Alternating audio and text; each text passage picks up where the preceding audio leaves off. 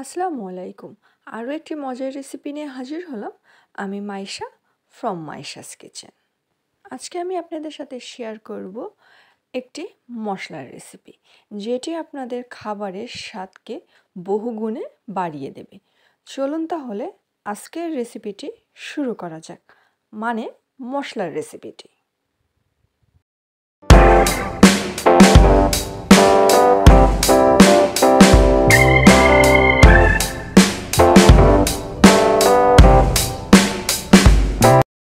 শুরুতেই কিছু আস্ত মশলা নিয়ে নিতে হবে, যেখানে আছে ধনিয়া, জিরা, মৌরি বা মিষ্টি জিরা, এলাচ, লবঙ্গ আর দারচিনি।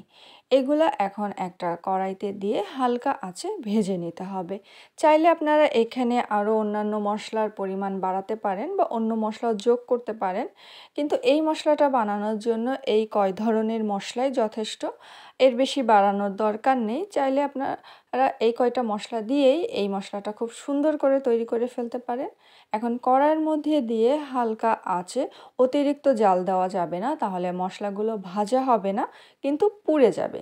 এজন্য হালকা আঁচে কড়াইতে আস্তে আস্তে নাড়া দিয়ে ভাজতে হবে। আর এখানে হচ্ছে আবার মনে করেন না যে হাত দিয়ে নাড়ানো হচ্ছে, না, একটা কাপড়ের সাহায্যে সুন্দর করে নাড়িয়ে নিয়ে মশলাটা ভাজা শেষ করা হলো। তারপরে হচ্ছে একটা পাত্র, মানে কুলোর পরে দিয়ে, চাইলে আপনারা প্লেটও নিতে পারেন। দেওয়ার পরে ওইটা হচ্ছে মেলে দেওয়া হলো, যাতে করে গরম যেটা আছে ওইটা স্বাভাবিক হয়ে যায়। ওই মশলাটা নামাই রাখার পরে এখন আরেকটা নিয়ে নিতে হবে, সেটা হচ্ছে আস্ত শুকনা মরিচ। এখানে হচ্ছে আস্ত শুকনা মরিচ বোটা ফেলে দিয়ে একই কড়াইয়ের মধ্যে হালকা আঁচের মধ্যে ভাজতে হবে। তবে এখানে হচ্ছে এমনভাবে ভাজতে হবে যাতে করে আপনার রং পরিবর্তন না হয়ে মরিচটা ভাজা হয়ে যায় হালকা আছে। যখন মশলাগুলো ঠান্ডা হয়ে যাবে, এখন এক এক করে ব্লেন্ডারের মধ্যে দিতে হবে। চাইলে আপনারা শিলপাটাতেও বাটতে পারেন, আর ব্লেন্ডারেও বাটতে পারেন। প্রথমে যে আস্ত মশলাগুলো ভেজে নেওয়া হয়েছিল সেগুলাই হচ্ছে গুঁড়ো করে নেওয়া হচ্ছে। এটা হচ্ছে দেখতে পাচ্ছেন কি সুন্দর মিহি হয়ে গেছে। এটাই হচ্ছে বুঝতে হবে যে ভাজাটা খুব ভালো হয়েছে। যত সুন্দর ভাজা হবে তত সুন্দর মিহি গুঁড়া হবে। এখন একই ব্লেন্ডার জারের মধ্যে এই শুকনো মরিচ যেটা ভেজে নেওয়া হয়েছিল সেটা দিয়ে ওইগুলো এখন গুঁড়া করে নিতে হবে। মরিচের গুঁড়াটাও দেখেন কি সুন্দর লাল আছে, কারণ মরিচটা সেভাবেই ভাজা হয়েছে যাতে পুড়ে না যায়, মরিচের কালার পরিবর্তন না হয়। এজন্য মরিচটাও হালকা আঁচে ভেজে নিতে হবে।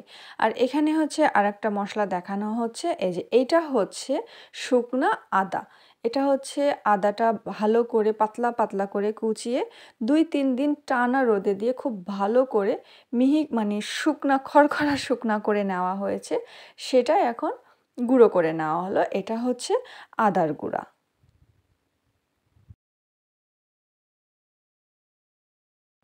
তৈরি হয়ে গেল খুব ভালো স্পেশাল মশলা। আপনারা এই মশলা সব কিছুতে ব্যবহার করতে পারেন।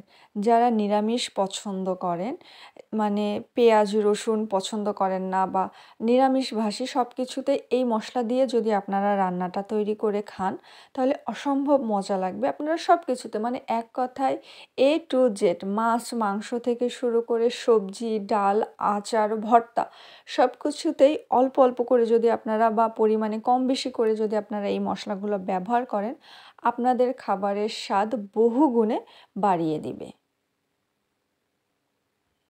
আর এই মশলাটা আপনারা অনেক দিন পর্যন্ত সংরক্ষণ করতে পারবেন।